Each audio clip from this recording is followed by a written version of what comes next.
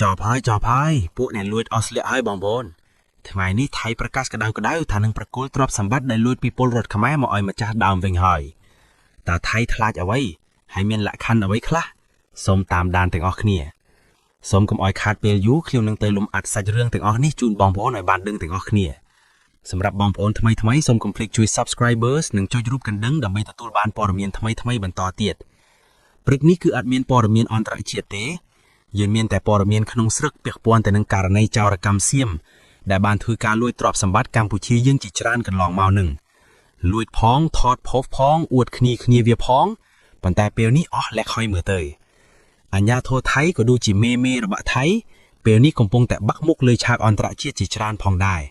ជាពិសេសគឺព្រះមហាក្សត្រថៃតែម្ដងរហូតដល់បងស្ដេចថៃព្រះនាមសេរិនថនបានបញ្ជាឲ្យធ្វើការរឹបអូសយកទាំងអស់នៃរាល់ទ្រព្យសម្បត្តិដែលបានលួចពីកម្ពុជាទៅនឹងគឺត្រូវតែប្រគល់ឲ្យកម្ពុជាវិញហើយមិនត្រឹមតែប៉ុណ្ណឹងទេថែមទាំងធ្វើការខាត់ខ្លួនក៏ដូចជាដាក់ទោសដល់អ្នកលួចផងដែរ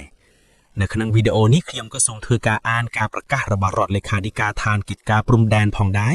ពាក់ព័ន្ធទៅនឹងបញ្ហាព្រំដែនយើងជាមួយថៃមួយរយៈនឹងដែលវាយ៉ាងរែងរ៉ៃណាស់ទៅហើយប៉ុន្តែមុននឹងចូលដល់ព័ត៌មាននេះខ្ញុំសូមជូនព័ត៌មានពាក់ព័ន្ធនឹងបញ្ហាថៃប្រកាសថានឹងប្រគល់ទ្រព្យសម្បត្តិដែលទាហានខ្លួនបានលួចពីកម្ពុជាជូនកម្ពុជាវិញសិន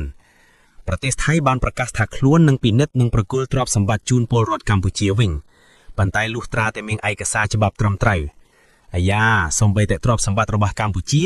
ក៏ទាមទារឯកសារពីកម្ពុជាទៀតអីក៏សាហាវម្លេះជនជាតិថៃនេះបន្ទាប់ពីបងប្អូនបង្កើតរបស់ស្ដេចថៃបានចេញសេចក្តីប្រកាសក៏ដូចជាដាក់បទបញ្ជាឲ្យចាប់ខ្លួនជនណាក៏ដោយឲ្យតែបន្តបង្ហកសកម្មភាពរបស់យោធាថៃលួចទ្រព្យសម្បត្តិពលរដ្ឋកម្ពុជាស្រាប់តែនេះពេលថ្មីនេះកងទ័ពថៃប្រកាសពិនិត្យនិងប្រគល់ទ្រព្យសម្បត្តិទាំងអស់ជូនពលរដ្ឋកម្ពុជាវិញដែលតម្រូវឲ្យមានឯកសារផងដែរនៅថ្ងៃទី6ខែមករាឆ្នាំ2026យោងតាមការលើកឡើងរបស់កងទ័ពជើងនគរថៃតាមរយៈអ្នកនាំភាគរងបានចេញមុខបកស្រាយដើម្បីការពារខ្លួនក្រោយកងកម្លាំងរបស់យោធាថៃខ្លួនបានធ្វើសកម្មភាពលួចសម្ភារៈពលរដ្ឋកម្ពុជានិងជនស៊ីវិលកម្ពុជានេះតាមការចុះផ្សាយរបស់សារព័ត៌មានក្នុងស្រុកថៃនាព្រឹកថ្ងៃអង្គារនេះអ្នកនាំភាគបានប្រកាសមិនគាំទ្រចំពោះសកម្មភាពណាមួយដែលរំលោភបំពានលើសិទ្ធិរស់នៅមានជីវិតឬទ្រព្យសម្បត្តិរបស់ពលរដ្ឋកម្ពុជាឡើយគួរបញ្ជាក់ផងដែរថាការប្រកាសនេះធ្វើឡើងក្រោយពីកងទ័ពថៃបានដាយលួចយកសម្ភារៈរបស់កម្ពុជាគាត់ផ្ទះបងប្អូនកម្ពុជាក៏ដូចជាធ្វើការយកនេះយកនោះនៅទីតាំងគ្រប់កន្លែងជាពិសេសដូចជាតំបន់ព្រៃច័ន្ទជោគជ័យនិងបឹងត្រកួនជាដើមបងប្អូនប្រហែលជាបានឃើញខ្ញុំបាទផ្សាយពាក់ព័ន្ធទៅនឹងបញ្ហាយោធាដែលនាំគ្នាកកគាត់ផ្ទះពលរដ្ឋខ្មែរអ្នកខ្លះក៏បាត់តាំងពីទូដែកទូអីនឹងពួកវាខ្វះយកលុយយកអស់រលីងខំប្រឹងប្រែងរកស៊ីមករាប់សិបខែឆ្នាំហើយចុងបញ្ចប់ថៃបានធ្វើការខ្វះផ្ទះផងបានធ្វើការលួចទ្រព្យសម្បត្តិផងលួចឲ្យវៀតណាមថតផុសឌឺយើងទៀតអញ្ចឹងពេលនេះខាងមេតបថៃបានប្រកាសឲ្យពាក់ព័ន្ធទៅនឹងបញ្ហាហ្នឹងគឺទ្រព្យសម្បត្តិទាំងអស់ដែលទាហានសៀមបានធ្វើចោរកម្មលួចពីកម្ពុជាហ្នឹងគឺនឹងត្រូវប្រមូលក៏ដូចជាប្រគល់ជូនកម្ពុជាវិញទាំងអស់បាទឥឡូវយើងមកមើលពាក់ព័ន្ធទៅនឹងបញ្ហាព្រំដែនយើងម្ដងដែលប្រកាសចេញពីរដ្ឋលេខាធិការដ្ឋានកិច្ចការព្រំដែនសេចក្តីប្រកាសព័ត៌មានរបស់រដ្ឋលេខាធិការដ្ឋានកិច្ចការព្រំដែនមានកិត្តិយសសូមជម្រាបជូនដល់បងប្អូនជនរួមជាតិនិងសាធារណជនជាតិនិងអន្តរជាតិទាំងអស់ឲ្យបានជ្រាបថាកិច្ចប្រជុំពិសេសគណៈកម្មការចម្រុះខណ្ឌសីមាព្រំដែនគោករវាងភាគីទាំងពីរដែលក្រុងនឹងរៀបចំឡើងនៅសប្តាហ៍ទី1ខែមករាឆ្នាំ2026នេះនៅខេត្តសៀមរាបតាមសំណើរបស់គណៈកម្មការចម្រុះខណ្ឌសីមាព្រំដែនគោក JBC កម្ពុជានៅថ្ងៃទី28ខែធ្នូឆ្នាំ2025ត្រូវបានភាគីថៃស្នើសុំពន្យាពេលដោយលើកហេតុផលថារងចាំនីតិវិធីផ្ទៃក្នុងជាការឆ្លើយតបភាគីកម្ពុជាបានស្នើជាថ្មីទៅភាគីថៃតាមរយៈកំណត់ទូតចុះថ្ងៃទី5ខែមករាឆ្នាំ2026ដើម្បីរៀបចំកិច្ចប្រជុំពិសេសរបស់គណៈកម្មការចម្រុះខណ្ឌសីមាព្រំដែនគោក JBC កម្ពុជានៅថ្ងៃទី28ខែធ្នូឆ្នាំ2025ឲ្យបាននៅសប្តាហ៍ទី2ឬសប្តាហ៍ទី3នៃខែមករាឆ្នាំ2026នៃខេត្តសៀមរាបក្នុងគោលបំណងពិភាក្សារកដំណោះស្រាយបញ្ហាមួយចំនួនដូចខាងក្រោម មួយពិភាក្សាការងារវត្តវែងខណ្ឌសីមាព្រមទាំងដោះស្រាយបញ្ហាដែលយោធាថៃបាននឹងកំពុងធ្វើសកម្មភាពរំលោភបំពានបូរណភាពទឹកដីកម្ពុជានិងដែនអធិបតេយ្យភាពកម្ពុជាដោយរាយបន្លាលក់ដាក់ទងជាតិថៃសាងសង់លំនៅឋានឈូសឆាយបំផ្លាញលំនៅឋាននិងទ្រព្យសម្បត្តិប្រជាពលរដ្ឋកម្ពុជានិងហាមឃាត់មិនឲ្យពលរដ្ឋកម្ពុជាវិលត្រឡប់ចូលរស់នៅក្នុងនោះរបស់ពួកគេវិញ 2. បន្តអនុវត្តការងារវាស់វែងនិងបោះបន្ទោលព្រំដែនបណ្ដោះអាសន្នលើដីជាក់ស្ដែងនៃចន្លោះបង្គោលព្រំដែនលេខ42និង47ក្នុងភូមិជោគជ័យនិងភូមិព្រៃច័ន្ទឃុំអូ3ជាន់ស្រុកអូជ្រៅខេត្តបន្ទាយមានជ័យនៅចន្លោះបង្គោលព្រំដែនលេខ52ដល់59នៅភូមិសាស្ត្រឃុំបឹងរាំងនិងឃុំកំរៀងស្រុកកំរៀងខេត្តបាត់ដំបង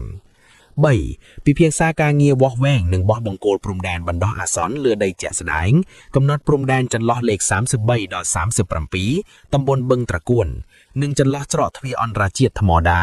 ឃុំថ្មដាស្រុកវាលវែងខេត្តពោធិ៍សាត់តំបន់ព្រំដែនអូផ្លុកដំរីឃុំថ្មដាស្រុកវាលវែងខេត្តពោធិ៍សាត់តំបន់ច្រក55ឃុំថ្មដាស្រុកវាលវែងនិងតំបន់ព្រំដែនផ្សេងទៀត 4. បញ្ជូនក្រុមវាស់វែងចម្រុះដើម្បីចុះអនុវត្តការងារវាស់វែងនិងខណ្ឌសីមាព្រំដែនលើដីជាក់ស្ដែងនៅកំណត់ខ្សែព្រំដែនចន្លោះបង្គោលព្រំដែនដែលបានឯកភាពគ្នាកំណត់ខ្សែបន្ទាត់ព្រំដែនដើរតាមផ្លូវទឹកនិងកំណត់ខ្សែបន្ទាត់ព្រំដែនជាបន្ទាត់ត្រង់ដោយអនុវត្តតាមស្មារតីកំណត់ហេតុមុតនៃកិច្ចប្រជុំពិសេសលើកទី6របស់គណៈកម្មការចម្រុះខណ្ឌសីមាព្រំដែនគោក JBC កម្ពុជានៅថ្ងៃទី5ខែមិថុនាឆ្នាំ2025នៅរាជធានីភ្នំពេញ ឆ្លៀតក្នុងឱកាសនេះរដ្ឋលេខាធិការដ្ឋានកិច្ចការព្រំដែនសូមជម្រាបជូនសារជាថ្មីដល់ជនរួមជាតិនិងសាធារណជនជាតិនិងអន្តរជាតិទាំងអស់ឲ្យបានជ្រាបថាគណៈកម្មការចម្រុះខណ្ឌសីមាព្រំដែនគោកកម្ពុជាប្រកាន់ចំហយ៉ាងម៉ឺងម៉ាត់ក្នុងការការពារខ្សែបន្ទាត់អន្តរជាតិកម្ពុជាថៃដោយបានបន្សល់ទុកដោយគណៈកម្មការព្រំដែនឥណ្ឌូជៀនសៀមដោយគោរពគោលការណ៍ច្បាប់អន្តរជាតិគោរពខ្សែបន្ទាត់ព្រំដែនមិនកែប្រែគោរពអនុសញ្ញាសន្ធិសញ្ញាបារាំងសៀមផែនទីនិងកំណត់ហេតុមុតនៃការបោះបង្គោលព្រំដែនឥណ្ឌូជៀនសៀមព្រមទាំងកិច្ចព្រមព្រៀងនិងឯកសារពាក់ព័ន្ធនានាដែលភាគីទាំងពីរបានឯកភាពគ្នានាពេលកន្លងទៅក្នុងន័យនេះគណៈកម្មការចម្រុះខណ្ឌសីមាព្រំដែន JBC កម្ពុជានឹងបន្តអនុវត្តការងារវាក់វែងនិងខណ្ឌសីមាព្រំដែនឲ្យបានឆាប់រហ័សបំផុតជាមួយនឹងគណៈកម្មការចម្រុះខណ្ឌសីមាព្រំដែន JBC ថៃដើម្បីសម្រេចបាននូវសន្តិភាពយូរអង្វែងតាមបណ្ដោយបន្ទាត់ព្រំដែននិងមិនទទួលស្គាល់ការកែប្រែខ្សែបន្ទាត់ព្រំដែនណាមួយដែលកើតចេញពីការប្រើប្រាស់កងកម្លាំងឡើយរដ្ឋលេខាធិការស្ថានកិច្ចការព្រំដែនសូមអំពាវនាវដល់ជនរួមជាតិនិងសាធារណជនទាំងអស់ជឿទុកចិត្តលើរាជរដ្ឋាភិបាលកម្ពុជានិងគណៈកម្មការចម្រុះខណ្ឌសីមាព្រំដែន JBC កម្ពុជាដែលជានិច្ចកាលតែងតែប្រកាន់ខ្ជាប់នូវមនសិការវិជ្ជាជីវៈនិងទទួលខុសត្រូវខ្ពស់បំផុតតម្កល់ឧត្តមភាពឧត្តមប្រយោជន៍ជាតិជាធំជាពិសេសការពារបូរណភាពទឹកដីនិងអធិបតេយ្យភាពជាតិសេចក្តីដោយបានជម្រាបជូននិងបញ្ជាក់ជូនខាងលើសូមជនរួមជាតិនិងសាធារណជនទាំងអស់ជ្រាបជាព័ត៌មានបងប្អូននេះគឺជាការប្រកាសរបស់រដ្ឋលេខាធិការស្ថានកិច្ចការព្រំដែនពាក់ព័ន្ធទៅនឹងបញ្ហាសៀមធ្វើការលើកពេលវេលាទៅហើយដែលសារតែដើមខែមករាឆ្នាំ2026នេះគឺយើងត្រូវតែមានកិច្ចប្រជុំពិសេស JBC គណៈកម្មការព្រំដែនទូទៅនឹងគឺនៅខេត្តសៀមរាបហើយពេលនេះសៀមគឺបានយកលេសឲ្យថាបញ្ហាពាក់ព័ន្ធនឹងបញ្ហាផ្ទៃក្នុងគេអញ្ចែកមួយអញ្ចោះមួយអញ្ចឹងទៅអញ្ចឹងអត់បានធ្វើការប្រជុំជាមួយទេហើយម្សិលមិញយើងក៏ធ្វើការដាក់សំណើជាថ្មីផងដែរដើម្បីធ្វើកិច្ចប្រជុំដដែលនេះគឺនៅសប្តាហ៍ទី2ឬសប្តាហ៍ទី3នៅខែមករានេះតែយ៉ាងណាមិញមិនទាន់ឃើញមានការឆ្លើយតបពីខាងភាគីថៃនៅឡើយទេបងប្អូនអញ្ចឹងព័ត៌មានព្រឹកសម្រាប់ថ្ងៃទី6ខែមករាឆ្នាំ2026នេះខ្ញុំសូមបញ្ចប់តែប៉ុណ្ណេះសិនចុះអរគុណច្រើនសម្រាប់ការតាមដានទស្សនាតាំងពីដើមដល់ចប់បាទយ៉ាងណាមិញគឺបងប្អូនពាក់ព័ន្ធទៅនឹងបញ្ហាសៀមលួចទ្រព្យសម្បត្តិរបស់កម្ពុជាយើងគឺពេលនេះខាងអាជ្ញាធរថៃអាជ្ញាធរសៀមនឹងក៏បានចាប់ផ្ដើមរៀបចំនិងប្រគល់ជូនពលរដ្ឋកម្ពុជាយើងវិញដែរតែថ្ងៃណាយើងអត់ដឹងទេគ្រាន់តែជាការប្រកាសពីខាងថៃទេដោយសារតែមើលរយៈនឹងគឺផកមែនតែនពាក់ព័ន្ធទៅនឹងបញ្ហាលួចទ្រព្យសម្បត្តិកម្ពុជានឹងពីលើកមុនពួកវាថតផកពួកវាបង្អួតគិតថាវាលុយគិតថាវាអស្ចារ្យប៉ុន្តែអត់ដឹងថាអានឹងគឺជាចំណុចខ្សែខ្លួនឯងអត់គិតទេហើយពេលនេះគឺថៃកំពុងតែភ័យញ័រខ្លួនហើយ ហើយកុំសង្ឃឹមថាអាចប្រកែកថាអានឹងគឺជាព័ត៌មានคล้ายៗឲ្យសោះហើយព័ត៌មានคล้ายៗមិនបើ account ថៃហែងផុសមកទាំងស្រុងទាំងដុលលយបែបនេះ